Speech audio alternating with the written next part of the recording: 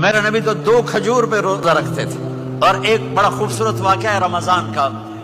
کہیں سے بکرے کی سری پکی ہوئی آ گئی تو اب بڑے شوق سے کھا رہے تھے, اور ساتھ ارباز بن ساریہ بھی تھے, حضرت علی بھی تھے, اور حضرت میقداد بھی تھے. 3-4 آدمی سحری کھا رہے تھے. بلال رضی اللہ تعالیٰ عنہ آئے کہ یا رسول اللہ, سحری کا ٹائم ختم ہو گیا ہے, میں اذان دینے جا رہا ہوں, آپ کھانا پینا بند فرما دیں. اب میں کہا ٹھیک ہے. وہ باہر چلے گئے, اذان دینے لگے. پھر خیال آیا میں دیکھ لوں کہ آپ نے کھانا چھوڑا کہ نہیں چھوڑا. واپس آئے تو آپ کھا رہے تھے. کہا یا رسول اللہ واللہ لقد اصبحت, اللہ کی قسم صبح ہو گئی. آپ نے ہاتھ پیچھے کر لیا. کہا ارے بلال, نہیں ہوئی تھی, نہیں ہوئی تھی. تیرے قسم کھانے پر اللہ نے پہلے نکال دیا اس کو, کہ تیری قسم جھوٹی نہ پڑے.